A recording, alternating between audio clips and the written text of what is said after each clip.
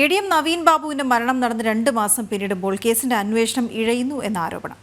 Case diary ഹാജരാക്കണമെന്ന ഹൈക്കോടതി ഉത്തരവിനെ തുടർന്ന് അതുവരെ നടത്തിയ അന്വേഷണത്തിന്റെ റിപ്പോർട്ട് കോടതിയിൽ സമർപ്പിച്ചെങ്കിലും തുടരന്വേഷണം ഇഴയുകയാണ് എന്നാണ് വിമർശനം. അതേസമയം കേസിൽ CBI അന്വേഷണം ആവശ്യപ്പെട്ടുള്ള കുടുംബത്തിന്റെ ഹർജിയിൽ ഹൈക്കോടതി ഉടൻ വിധി പറഞ്ഞേക്കും. മിഥുൻ പിള്ള ചേരുന്ന വിവരങ്ങളുമായി. മിഥുൻ, CBI അന്വേഷണത്തിൽ മാത്രം ട്രസ്റ്റ് ചെയ്തുകൊണ്ട് മുന്നോട്ട് പോകുന്ന ഒരു സംസ്ഥാനം എന്ന് പറയേണ്ടി വരും. കാരണം ഏത് വിഷയം എടുത്താലും ലോക്കൽ പോലീസിന് അത് അന്വേഷിക്കാമെന്നിരിക്കെ, അതിനുമപ്പുറം ക്രൈംബ്രാഞ്ച് അന്വേഷിക്കാമെന്നിരിക്കെ, സംസ്ഥാനത്തിന് പോലീസ് സംവിധാനം, അന്വേഷണ സംവിധാനങ്ങൾ ഉണ്ട് എന്നിരിക്കെ അതിലൊന്നും ട്രസ്റ്റ് ചെയ്യാൻ നാട്ടുകാർക്ക് കഴിയാത്ത അവസ്ഥ.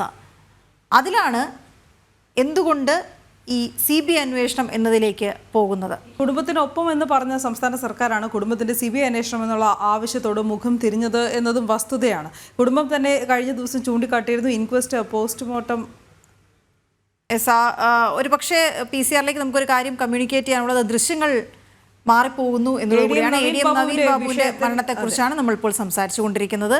അതേസമയം അമ്മു സജീവന്റെ വിഷയത്തിലും ഇത് പ്രസക്തമായ കാര്യം തന്നെയാണ്. അതിന്റെ വിശദാംശങ്ങളിലേക്കും പോകേണ്ടതുണ്ട്. പക്ഷെ നമ്മളിപ്പോൾ സംസാരിച്ചത് എ.ഡി.എം. നവീൻ ബാബുവിന്റെ മരണവുമായി ബന്ധപ്പെട്ടുള്ള അന്വേഷണത്തെക്കുറിച്ചാണ്. കുടുംബത്തിന്റെ ദുഃഖത്തിൽ ഇപ്പോഴും ഞങ്ങളും പങ്കുചേരുന്നു. അവരുടെ ആവശ്യം ന്യായവുമാണ്. കാരണം ഈ ഇൻക്വസ്റ്റ് പോസ്റ്റ്മോർട്ടം റിപ്പോർട്ടിലെ ഈ വൈരുദ്ധ്യത അവർ ചൂണ്ടിക്കാട്ടിയതുമാണ്. അത് കുടുംബം തന്നെ അത് ചൂണ്ടിക്കാട്ടേണ്ടി വന്നു എന്ന വസ്തുതയുണ്ട്. അതിന് സർക്കാർ മറുപടി പറഞ്ഞേ മതിയാവും. എന്നിട്ട് പോലും ഈ CBI അന്വേഷണം വേണമെന്ന നിലപാടിനോട് സർക്കാർ മുഖം തിരിഞ്ഞാണുള്ളത്.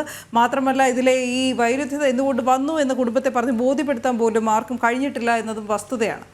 മിഥുൻ പിള്ള ചേരുകയാണ് നമ്മളോടൊപ്പം. മിഥുൻ, ഈ CBI അന്വേഷണം എന്ന ആവശ്യം അത് കോടതിയുടെ പരിഗണനയിലാണ്. കോടതി ഉടൻ വിധി പറഞ്ഞേക്കും. പക്ഷേ ഇപ്പോഴും ഈ കേസ് അന്വേഷണം സംസ്ഥാന പോലീസിന്റെ ഭാഗത്ത് നിന്ന് പുരോഗമിക്കുമ്പോൾ ഇത് എന്തുകൊണ്ട് ഇഴയുന്നു?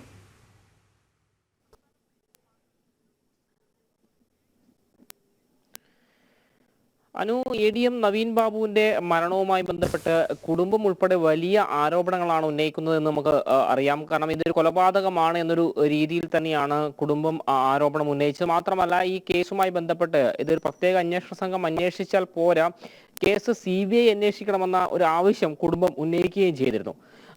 ആ കേസിന്റെ വിധി പറയാൻ വേണ്ടി അത് ഹൈക്കോടതിയുടെ പരിഗണനയിൽ ഇരിക്കുകയാണ്. അതേസമയം നമുക്കറിയാം, എ.ഡി.എം. നവീൻ ബാബുവിന്റെ മരണം നടന്നിട്ട് ഇന്നിപ്പോൾ 2 മാസം പിന്നിട്ടിരിക്കുന്നു. ഈ 2 മാസം കഴിഞ്ഞിട്ടും ഈ കേസ് അന്വേഷണം അത് ഇഴയുകയാണ് എന്ന് തന്നെ പറയേണ്ടിയിരിക്കുന്നു. ഈ പ്രാഥമിക വിവരങ്ങളൊക്കെ തന്നെ പോലീസ് ശേഖരിച്ചു എന്ന് പറയുമ്പോൾ പോലും അടുത്ത ഏത് സ്റ്റേജിലേക്കാണ് അന്വേഷണം കടക്കുന്നത് എന്നതിനെ സംബന്ധിച്ചൊരു വ്യക്തതയില്ല എന്ന് തന്നെ പറയേണ്ടിയിരിക്കുന്നു. മാത്രമല്ല, ഈ കേസ് അന്വേഷണത്തിന്റെ ഭാഗമായി ഈ അന്വേഷണ സംഘത്തിന്റെ പ്രവർത്തികളൊക്കെ തന്നെ സംശയത്തിന്റെ നിഴലിലാണ് എന്ന് നേരത്തെ തന്നെ ഈ എ.ഡി.എമ്മിന്റെ കുടുംബം ആരോപിക്കുന്നൊരു സാഹചര്യം ഉണ്ടായിരുന്നു. കാരണം സാധാരണഗതിയിൽ ഒരു മരണം നടന്ന് അസ്വാഭാവികതയൊന്നും ഇല്ല എങ്കിൽ പോലും, അല്ലെങ്കിൽ എന്തെങ്കിലും അസ്വാഭാവികത ഉണ്ടെങ്കിലും ഈ മരണവുമായി ബന്ധപ്പെട്ട ഇൻക്വസ്റ്റ് റിപ്പോർട്ടും അല്ലെങ്കിൽ പോസ്റ്റ്മോർട്ടം റിപ്പോർട്ടൊക്കെ തന്നെ ഉടനെ പുറത്തു വരേണ്ടതാണ്. എന്നാൽ ഇവിടെ ആ സംഭവങ്ങളൊക്കെ നേരെ തിരിച്ചായിരുന്നു. മരണം നടന്ന ഏതാണ്ട് 1.5 മാസങ്ങൾക്ക് ശേഷമാണ് ഇൻക്വസ്റ്റ് റിപ്പോർട്ടും അതുപോലെ തന്നെ പോസ്റ്റ്മോർട്ടം റിപ്പോർട്ടും ഒക്കെ പുറത്തു വരുന്ന ഒരു സാഹചര്യം ഉണ്ടായത്.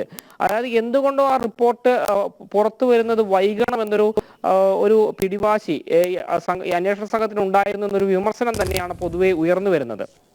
മറ്റൊന്ന്, തെളിവുകൾ ശേഖരിക്കുന്നതുമായി ബന്ധപ്പെട്ട് പല കാര്യത്തിലും അതൊരു ഇഴയൽ ഉണ്ടായി അല്ലെങ്കിൽ വൈകിപ്പിക്കൽ ഉണ്ടായി എന്നൊരു വിമർശനം മറ്റൊരു ഭാഗത്ത് ഉയരുന്നുണ്ട്. കാരണം അതിന് ഏറ്റവും എടുത്തു പറയേണ്ട ഒരു കാര്യം, ഈ CBI അന്വേഷണം വേണമെന്ന് ആവശ്യപ്പെട്ടുകൊണ്ട് എ.ഡി.എമ്മിന്റെ കുടുംബം ഹൈക്കോടതിയെ സമീപിച്ചതിന് തൊട്ട് പിന്നാലെയാണ് ഫോറൻസിക് പരിശോധന പോലും നടത്താതെ എ.ഡി.എമ്മിന്റെ മൊബൈൽ ഫോൺ ജില്ലാ കോടതിയിൽ ഹാജരാക്കുന്നൊരു സ്ഥിതിവിശേഷം ഉണ്ടായത്. അത് തന്നെ സംശയാസ്പദമാണ്. എന്തുകൊണ്ട് ഈ ഒരു മൊബൈൽ ഫോൺ അടക്കം ഫോറൻസിക് പരിശോധന നടത്തി വിവരങ്ങൾ ശേഖരിക്കാൻ അന്വേഷണ സംഘം തയ്യാറായില്ല എന്നൊരു ചോദ്യം പ്രധാനമായും ഉയരുന്നുണ്ട്.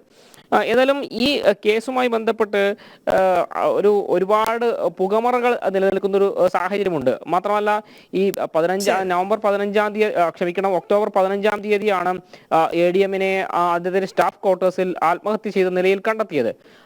ആ വിവാദങ്ങൾ അന്ന് തന്നെ പൊട്ടിപ്പുറപ്പെട്ടെങ്കിലും ഏതാണ്ട് 10 ദിവസങ്ങൾക്ക് ശേഷമാണ് ഒരു പ്രത്യേക അന്വേഷണ സംഘം കേസിൽ അതിന് പിന്നാലെ കുടുംബത്തിന്റെ പരാതി പോലും ആ ദിവസങ്ങളിൽ സർക്കാർ അവഗണിച്ചു എന്ന് വേണം കരുതാൻ.